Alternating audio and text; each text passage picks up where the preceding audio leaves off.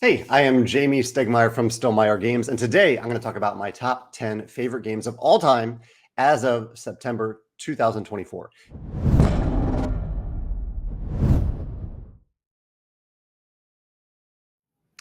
Hello, I am Jamey from Stonemaier Games, and today I'm joined by two special guests, Stonemaier ambassadors Nathan and Ben, who have selected this topic, worker placement, one of my favorite game mechanisms to talk about today. So Nathan, Ben, thank you so much for joining me. Ben, why don't you share briefly your connection to Stonemaier Games and why you chose worker placement as your topic for this video? I'm connected to Stonemaier Games because, I don't know, it's just one of the first brands that really caught my attention when I started to get deeper into the hobby of board gaming. I've always played like family games at home, but just playing Scythe for the first time, for example, or playing Viticulture and some others, it caught my attention, and I noticed that there is so much more to explore in this hobby than just those family games that I was used to. And yeah, I'm an ambassador because of that, because I love board games. I love what Stonemaier Games puts out. And worker placement in particular, I chose as a topic because I'm currently thinking about working on my own game, and I have some rough ideas, and worker placement is one of the things that interests me most in board games, and I wanted to explore this a little bit more and get deeper into this mechanism in specific. Cool. Thank you. And Nathan, what about you? Yeah, I'm Nathan. I'm also a Stonemaier ambassador, and largely the reason why I approached Jamey about becoming a Stonemaier ambassador was because of that mission statement of bringing joy to tabletops worldwide. That really spoke to me about why I love gaming, because I'm oftentimes the person that loses the game, but I'm there to have fun. So I want to share cool games with people. And so I was like, hey, that really resonates with me. And so, I just looked for more and more ways to be involved and to bring not just Stonemaier games, but every game that is awesome to the table and help people have fun. So. And why I picked worker placement, it's a mechanism that really you're playing with people. So it's not just, oh, I'm sitting over here doing my own thing. I love some of those multiplayer solitaire, but worker placement, you're thinking, okay, here's my objective. What are they working towards? And then how does my plans intersect their plans? Can I beat them to this? Are they going to get in my way with that? So it's a fun puzzle. I think that segues into like what worker placement is in general, and we can kind of form this definition while we talk. But in general, it is a mechanism where you are placing something representing a worker, typically a token, in a shared space with other players. So for me, I do not include if I am placing workers only on a private player mat that no one else interacts with. Rather, it's placing it in a shared space where the places where I place my workers impacts other players in some way, whether it blocks them from going there, whether it improves or decreases the benefit that they get by going to that space, maybe it takes away a bonus that they could have gotten if they had placed there first, things like that. So placing workers on a shared space. And we'll see, we have some good examples today of how different games can vary from that original definition.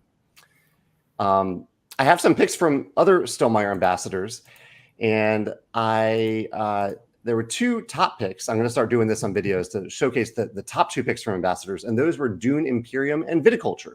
So a Stonemaier game and a non-Stonemaier game were the top two games, worker placement games picked by ambassadors. The rest of the list were A Feast for Odin, Agricola, Anachrony, Apiary, Architects of the West Kingdom, Barrage, Euphoria, Everdell, Federation, which I'm surprised. This is one that I'm curious if either of you have played after I finish this list, because multiple ambassadors mentioned it. I know nothing about the game Federation. Honeybuzz, Inventions, Lords of Waterdeep, Lost Ruins of Arnak, Raiders of the North Sea, Stone Age, Teotihuacan, The White Castle, and Trickerion. Have either of you heard of Federation or played that one?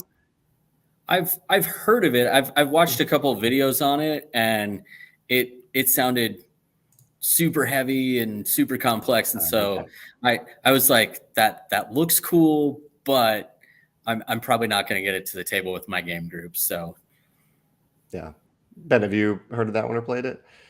No, No. Okay. I have neither heard nor played it.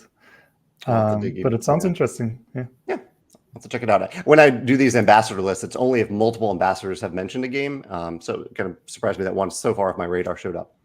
Well, why don't we jump into your honorable mentions? Ben, why don't you briefly share your honorable mentions for worker placement? Yeah. I have 2 honorable mentions with me today, and one of them is Targi, and the other one is Taverns of Tiefenthal. So I'm going to start with Taverns of Tiefenthal because I have a little bit more to say about that one. I think it's just one of the most interesting takes on worker placement that I've ever seen, because your workers are similarly at the same time are dice, and you don't block each other by taking up spaces in a central board, but rather you're blocking each other by taking the dice that the other people want to take, which is a super interesting take on the whole worker placement style of game. And I also love how thematic it is, because you're building up your tavern and you're constantly kicking out the drunk guests that don't really pay, and you replace them with better paying guests. So you're just building up your medieval tavern, which is a really fun thing to do. And the other game I picked, Targi. I picked it because it also has some really interesting ways of implementing this blocking mechanism in worker placement. So you have all of those cards lying around the main action board, which really just consists of some actions. I don't know if, do we have a picture to show for this? While you're talking about it, I'll pull up an image. Yeah. You can keep going. I'll pull it up on the other screen. Yeah. And the cool thing about it is that you block each other by strategically choosing the cards you want to place your workers on to block your opponent, because they can't go on the opposing side. And you get the action of the card that you choose, but also you get the action of the card that intersects both of your workers, which is a super interesting way of implementing this whole mechanic. Nice. Thank you for sharing your honorable mentions. What about you, Nathan? Yeah, I've got a few. Viticulture is a game that I love. I play it a lot on the app. I take it with me all over the place, which is great because I can, get in a game of Viticulture in 15, 20 minutes by hitting the little fast forward button on there.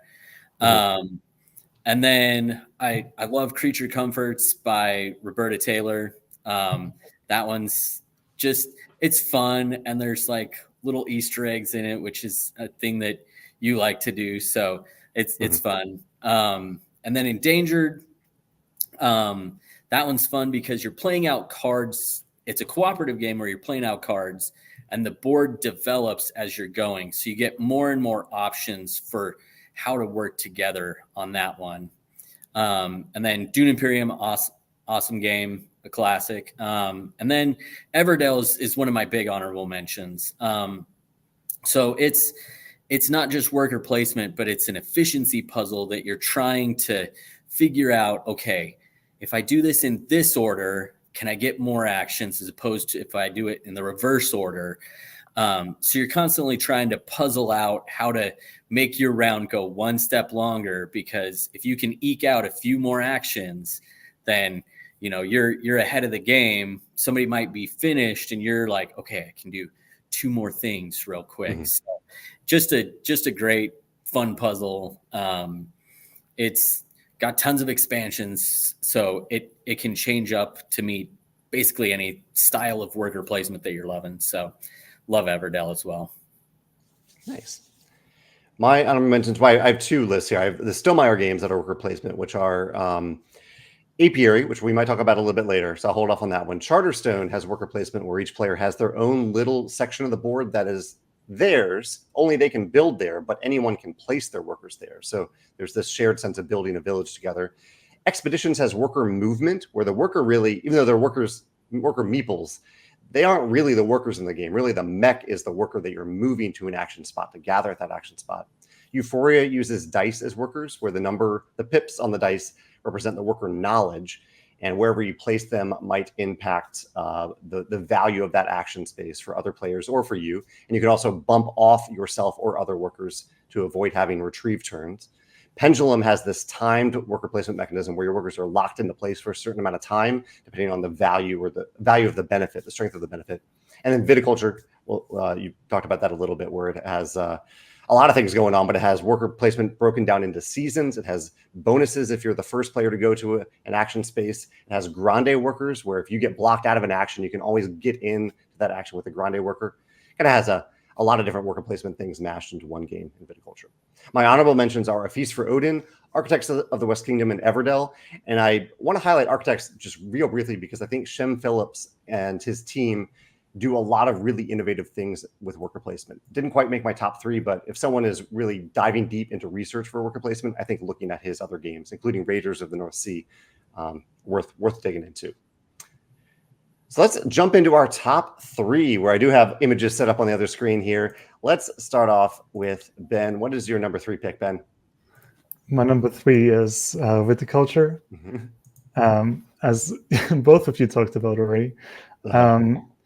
Yeah, it's, well, for me, I picked specifically the Essentials edition with the Tuscany expansion, mostly because they improve some design things compared to the first version, and also the Tuscany expansion because it expands the board a little bit into the third season, and it adds like some really interesting bonuses to the game.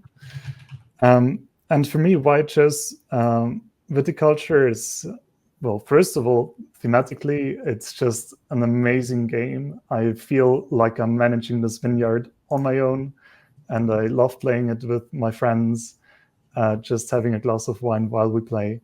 And it also reminds me of my family trips to Tuscany when I was really young, and it just takes me back to those times. So that's a really, really interesting or good thing about it for me personally. And the worker placement in particular, I find, well, interesting for the same reasons you already mentioned, Jamey, because you have those workers and they do different things depending on where you place them on the board. And also you can choose to recruit some special workers for a cost, which is really, really interesting to add to the game. And they have different special abilities depending on the game that you play, because it's a variable setup thing. And the big workers as well, they just add so much flexibility to the whole gaming experience of worker placement, where you're usually so limited to the few workers that you have, and to the spaces that you can choose. And then to have like this little cheating option almost to pick an option that somebody else already chose is a great aspect of the game, and the worker placement in it specifically. Yeah, I think it's more or less what I had to say about it. The thing I love about Viticulture is there's so many strategies. Like it's not a game that you go into and you go, okay, I know exactly what I need to do to win. It's you get that opening bit of stuff from the red cards and the blue cards, and you end up going, okay, this time I can focus on going towards getting workers that are going to get me a lot of points. Or sometimes you're like, I'm going to make a bunch of wine this turn. Or, there's just so many options, and it never plays out exactly the same. And it's just got so much variability. It's amazing. I'm honored by both of your kind words for this game. This was the first game that I designed and published, although it has come a long way with multiple editions and Tuscany here. And one other little thing I'll mention here that I don't think we talked about is the wake up track is something that a game Fresco, an even older game, inspired me to use this wake up track mechanism. Since Viticulture is broken down into seasons,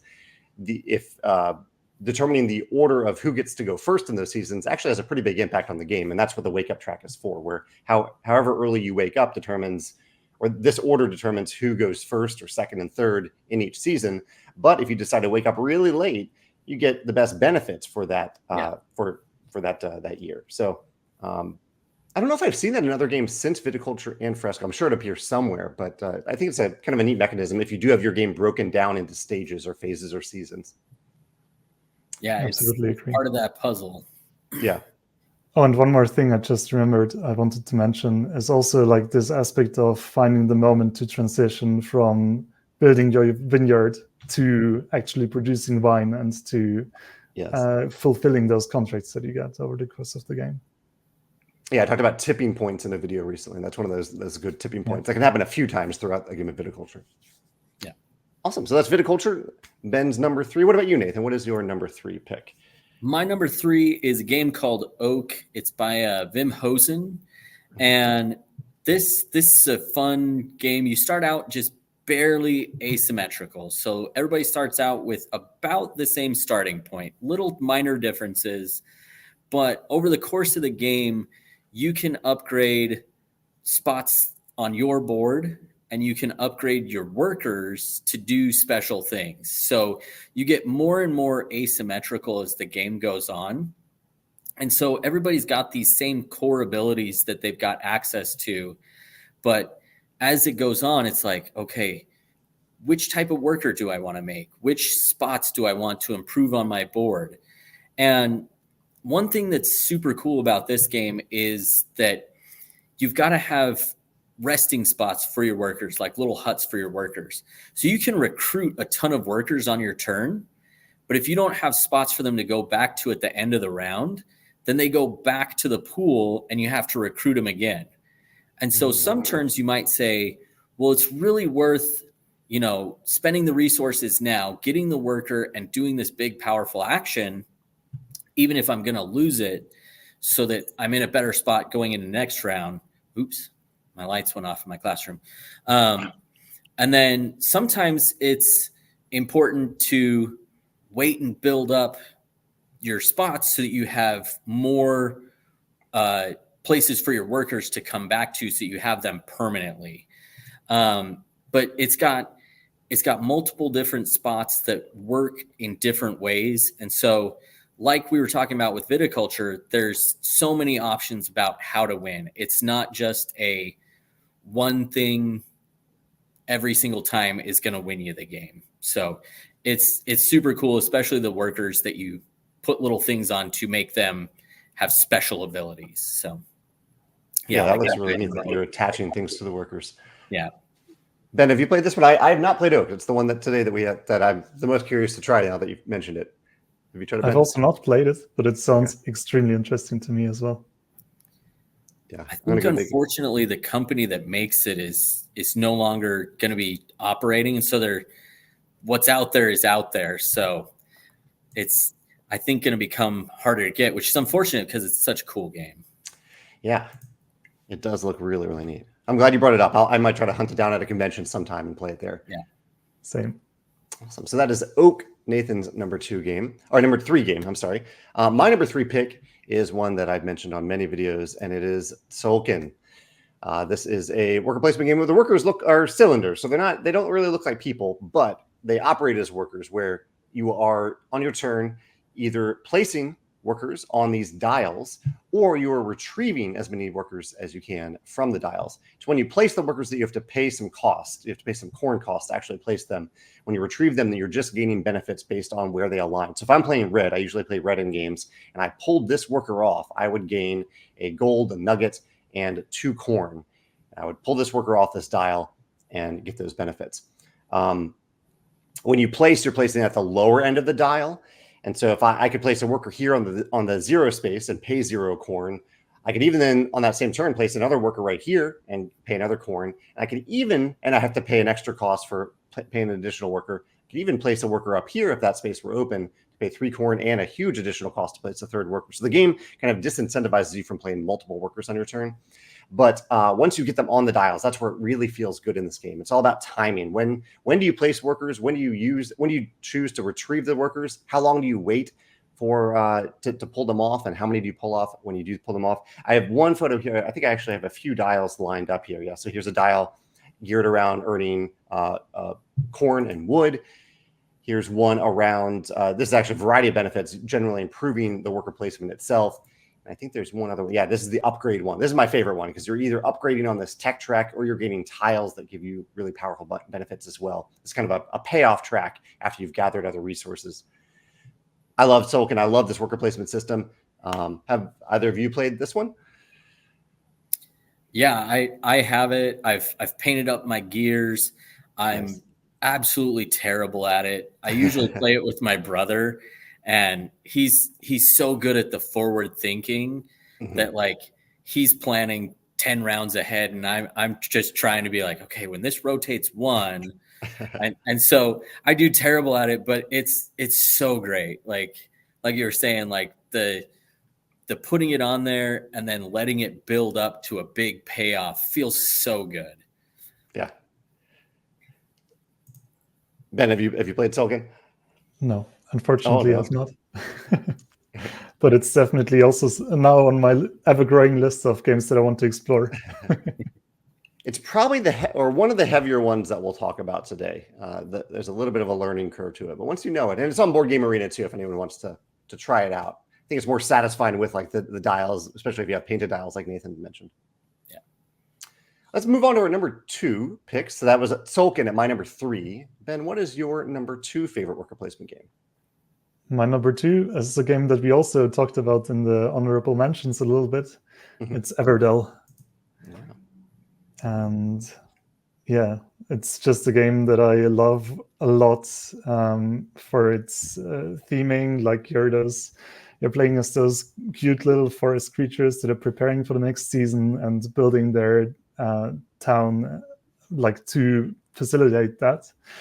And while it's so cute on the surface, it's also really cutthroat at times, which is something that really surprised me when I played it for the first time, and something that really amazed me and drew my attention to it. And the cutthroatness of it comes mainly through worker placement, as the resources in this game that you're gathering by placing your workers are extremely scarce. Especially at the beginning, when you start with no resources at all, and you're just trying to start hunting down like those pebbles and the resin and whatever else you need for playing the cards that you want. And also, it's a game about priorities. Like, do I want to go to this really cool tile, like this really cool spot now to gather some amazing resources, or do I prefer to steal away like the one card in the meadow that everybody else is hunting down for? And while it's doing that, it also has like this tipping point thing where you're trying to find the right moment to place your workers not on the resources anymore, but to get the events and to hunt those down. So there is a lot of different decisions to make that can be really complex at times, and give you a lot of just variability in the play, and it makes it very enjoyable for me. One thing that I think neither of you have mentioned yet about Everdell, I think is worth highlighting, are the variable cards that you place out at the beginning of the game. So they're like the set worker placement action spots that are always there, but there are 4. It might scale by player count, but there are these 4 cards over here, 2 over here, 2 over here, that change up the economy a little bit for each game, and they might offer a more lucrative version, a more lucrative way to get wood or a certain resource. And I really like that in terms of variability. Very easy to set up, and it makes every game feel a little bit different. Is there anything else about worker placement specifically in this game that's worth highlighting? Nathan, anything else come to mind? No, I think you guys covered it pretty well. There's also Welcome to Everdell. It's kind of like an express version of it. So if you don't want to bust out the whole version, you can get kind of the same feel of Everdell in that kind of trimmed down version, which it takes away some of that cutthroatness and just gives you like the fun worker placement. But I love that cutthroatness in Everdell, like where you're like, okay, I got to beat somebody to this thing. So there's actually one more thing that I find interesting about it, and it's also present in Viticulture, which is that you can create your own worker spots in your tableau. Yes. And that's a really nice way of finding a way around this scarcity on the board to find some other cool actions that you can take. Yeah, you have this action spot that in Viticulture, at least, no one else can use. In Everdell, I think are there some spaces that other players can actually use? Yeah. But they are yours, and you get a benefit if someone else uses them. Yeah. That's great. Everdell, one of my honorable mentions, and a game I think worth playing for anyone who loves worker placement. That was Ben's number 2. Nathan, what's your number 2? My number 2 is Apiary by Connie Vogelman. So this, I love this game. So the first week that I got it, I think I played it 4 times in that first week that I had it, because I was like, oh my gosh, this is an amazing game. So this is another one that has just that variability of ways to succeed. And the mechanism of bumping other people's bees or your own bees to increase their power. Like sometimes you're like, man, I really want that spot, but if I go there, it's going to help my opponent. So it's this cost to benefit analysis constantly of, okay, is it worth increasing their B to a 4 and making it so that they can have this really special action that you can only access with that number 4B? Or do I want to go somewhere else and hope that they'll do a retrieve turn and open up that space? So it's another one of those games where you're thinking about what the other person's doing.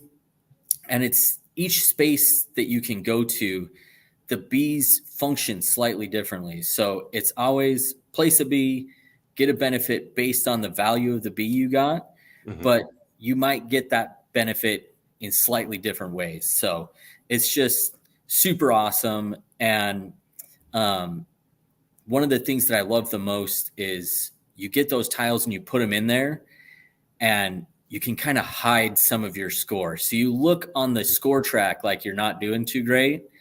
And then all of a sudden, when you place a bee and activate all of your tiles and you get like a jump in 15, 20 points, and it's just like, feels so great. Like that little bit of sneakiness that's in it as well. This is a game that's largely, this is a Stonemaier game. I worked on it a lot with Connie, and it's largely built around positive player interaction. Which I like. In worker placement, there's often games where that's a lot of blocking.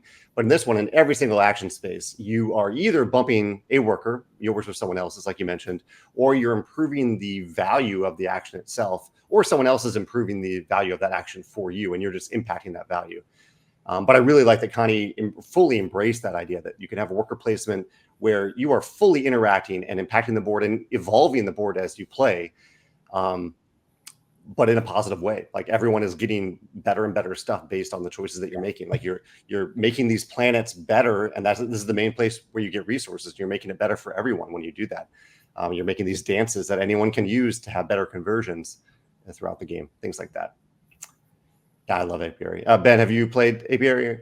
Apiary is like the game that's on the number 1 spot of games that I want to check out really soon, and I will do it in Essen in a few months. Nice. And I'm really looking forward to playing it. I've watched a lot of content about it, and it looks just amazing. I don't know when this video will go live, but we are releasing an Apiary expansion, the first expansion, on September 4th. We're launching it then. So I'm excited to share the things that it adds to this game in a few weeks after we film this. So you guys will know that in the future. Yeah.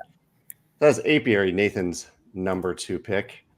And my number 2 pick, let's pull up my number 2 right here. So this is a game, Dune Imperium, that appeared, I believe, on some other honorable mention lists. Dune Imperium and Dune Imperium Uprising, either one. We're going to talk about We're going to talk about this game a little bit more in depth in a few minutes. So I'll just say briefly what the worker placement, how it works in this game, which is that you play a card on your turn. There's a deck building mechanism. You're playing a card, and that card shows you the places where you're allowed to place a worker. So if I play this Worm Riders card, I can place a worker on a purple space or a yellow space on the board. And that's the system. That's so you can kind of build your deck around certain actions. You can often build it around diversity, so you have a lot of choices. And some of the actions are a lot more limited than others. These tracks over here, these influence tracks, only appear on a few cards. And so you might decide to focus on a specific faction and getting a bunch of influence in them, getting a couple points from them. And that can really shape your strategy in a big way in Dune Imperium. We're going to talk about it a little bit more later. So let's hold off on that until maybe in like 5 seconds, if I have this right. Yeah, let's go for it. So that's Dune Imperium, my number 2. Ben, why don't you talk about your number 1 game? Well, surprise! It's Dune Imperium. With the Rise of X and Immortality expansions, particularly. Mm-hmm. I have not played Uprising yet, but I'm really curious about it. I know that it does some really interesting additional things with workers that you can place to block some spaces. Or I haven't fully understood it yet, but I'm looking forward to playing that one as well. Either way, what you already mentioned, like the deck building aspect of the game combined with the worker placement, is just a really, really interesting take on the whole genre of worker placement games. And the designer, Paul Dennen, is also the guy behind Clank, which is one of my favorite deck builders. So you can really see that he put his expertise into this game as well.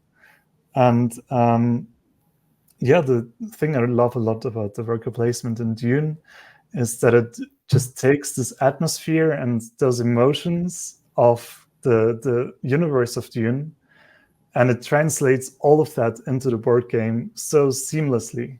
Mm-hmm. And you just feel like you're writing your own stories in this universe by blocking the other players from getting this precious water or by getting this precious spice.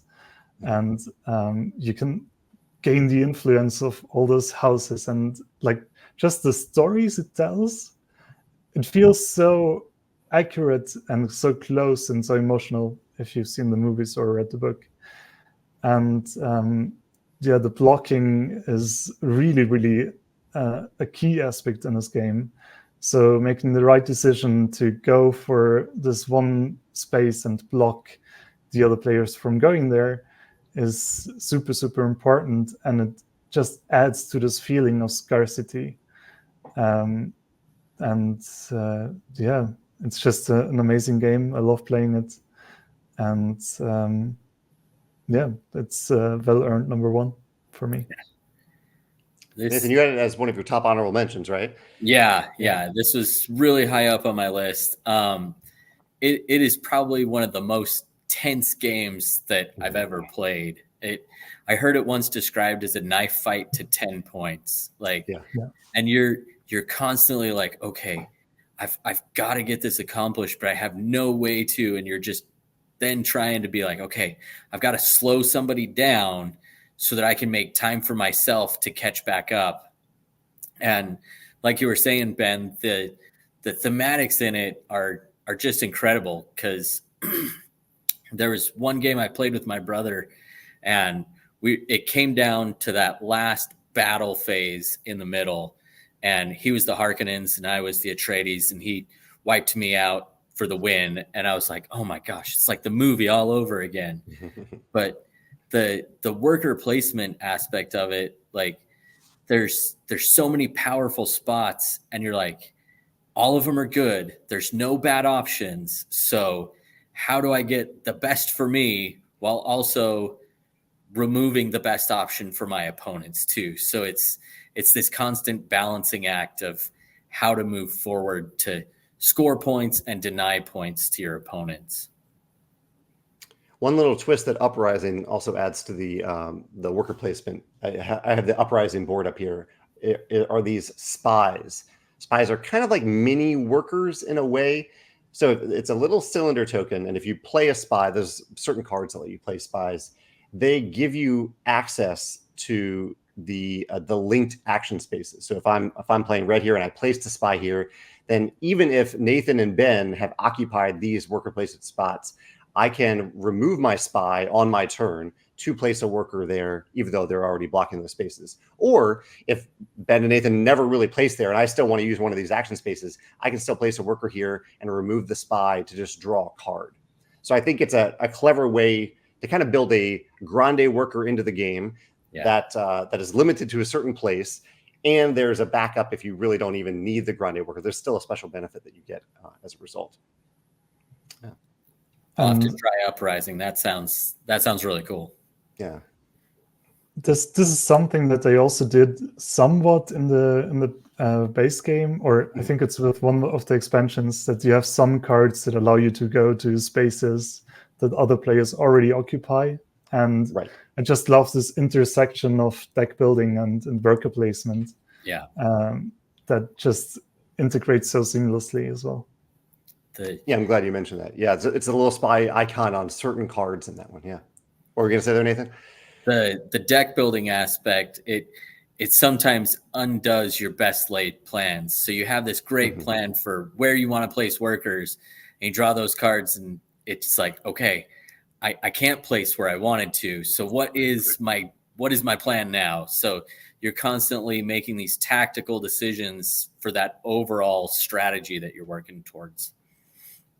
Which I think makes sense for the theme. Like characters lay out plans and plots in the world, but they don't always work out that way, and they have to pivot and try something else. Yeah. Wonderful pick here. Definitely worth playing for anyone who is interested in worker placement. That is Dune Imperium and Uprising, both of them. I think wonderful worker placement games. That was Ben's number 1, my number 2. Nathan, what's your number 1? My number 1 is Meadow. And this is probably the furthest from traditional workers that we've seen on anybody's picks so far.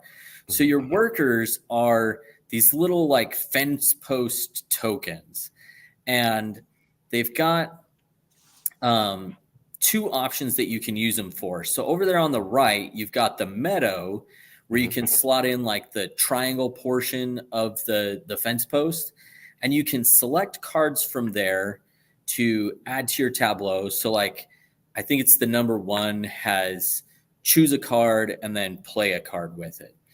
And then over on the campfire board, over there on the left, you can slot the square end of the token in to get other benefits.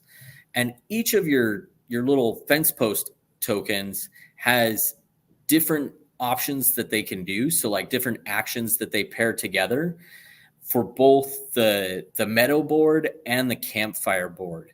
And so each one of your workers is like unique. So you have to think about, okay, where do I place it to maximize the benefit from both what I'm getting when I place it, but also is the other half of the worker, the little fence post, is that more important to use on the other board? And so it's not just like plopping down a little meeple and going, okay, this works well for this spot. It's this constant like figuring out where to place stuff, how to get the best benefits. And it's also got kind of a spatial element, because like if you put down a 1 card on the Meadow, you can only pick a card that's 1 space away. So maybe it's the best action, but you're not getting the best card that you want. And so it's really just this awesome puzzly system of trying to get in there and get the cards that you want before you get blocked, but also saving the workers that have the actions for you to then play cards out when the time comes. It reminds me a little bit of Targi, which Ben mentioned earlier. But I think it's a great example to share because of the uniqueness of the workers, which is something that Ben mentioned a little bit with Viticulture as well, where not all of your workers in a worker placement game have to do the exact same thing. They can have little tweaks, little special abilities. And I think it's neat here that they built them into the tile so that you don't have to reference something else or remember what their ability is. You just look at the tile and you can see exactly what it does. And I should give Nathan a little shout out here that Nathan designed a Meadow realm for Rolling Realms that appears in Rolling Realms Redux. So if you want to see a distilled version of Meadow, you can check out that realm. Thank you, Nathan, for creating that. Yeah, it was super fun to take like the big concept and try and get that same feel in a realm. So thanks for letting me do that. Yeah. So that is Meadow at Nathan's number one. My number one is one. It's kind of a classic, a modern classic worker placement game that does a lot of simple things well, I think, and that is Lords of Waterdeep. So Lords of Waterdeep, maybe I didn't pick the best image here, but Lords of Waterdeep is a game that starts off very simply with only a few action spots that clearly show the economy of the game, which I think is really helpful in worker placement games where okay, if I place a single worker here, I get 2, I think it's purple cubes. So worker is worth 2 purple cubes, or those are black cubes, 1 purple cube or 2 black cubes. So it shows you right away, okay, purple cubes are harder to get than black cubes. 2 black, 1 purple. But as the game expands and as players build these buildings, a little bit like the cards that you can play in Everdell, it expands that economy. It changes the economy where you now can maybe get 2 black and 1 purple with a single worker. But if you do that, the player who built that building will get a special benefit. I like how that evolves. It also does this little subtle thing that I saw recently in another game, Pan Am, where you can place a worker on this specific action to play an intrigue card. So you get a special benefit. Sometimes it hurts other players. Sometimes it helps other players. Sometimes it just helps you. And but by doing so, at the end of the round, you actually get to take your worker off this spot and place it on another worker placement spot that's still available. So you're kind of getting 2 worker placements in one, which feels really, really good. But the cost to it, the delay is the cost, where you might not have the worker placement spot that you want left over by the time that you get to pull your worker off there. Yeah, those are maybe the highlights for worker placement. There's other systems in the game that I really enjoy. But have either of you played Lords of Waterdeep? This is one that I've missed. My buddy that I play games with all the time, he's got it, and we pull it out and we put it on the stack of games for maybe playing, but for some reason I just haven't gotten it played yet. So what about you, Ben?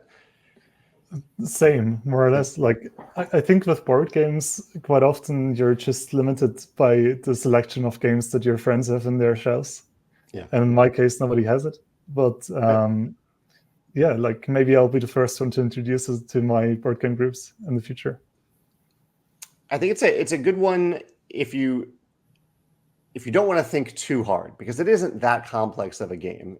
Sometimes you're in the mood for much more complex worker placement games. Sometimes it's been a little simpler end, and I think this is a little bit on the simpler end, but it does everything so well. There's also a pretty good, or I would say really good app available for it. So if you ever sometimes I'll just kind of relax and play a 15-minute game of Lords of Waterdeep on the app, and that's very satisfying as well. But I think it's a really, really well done worker placement game for anyone who's looking to see the basics of it and what worker placement can be, even with a fairly basic system. And I think that's kind of the keystone of a great design. You said it's not doing anything super crazy or complex, but it does it really well. And oftentimes that's hard to do because there's nothing to hide behind. Like there's no other added layers. So if they did it perfectly, like that's amazing. Like that shows the simplicity and elegance of the design is what makes it great. I agree. Well, those are our number ones: Dune, Imperium, Meadow, and Lords of Waterdeep. I really appreciate Nathan and Ben. Thank you so much for taking the time out of your day to talk about one of my favorite mechanisms today. If anyone has any favorites of the games that we mentioned, or any favorites, any other favorite worker placement games, and let us know why in the comments and why it's your favorite. And I'll let Ben and Nathan know so they can see what you pick when we post this video. Either of you have any closing thoughts before we sign off? I think we covered kind of the length and the breadth of worker placement pretty well. Lots of variety. Yeah, and I'm just super happy to have some more games on my research list now to check out and to learn more about. Yeah, I'm excited to try Oak. That's the one on the list that I haven't played. So yeah, thanks for recommending that, Nathan. Yeah. Awesome. Well, I hope you two have a good day. And anyone who's watching the video now in the future, let us know your favorites in the comments below. Thanks. Bye.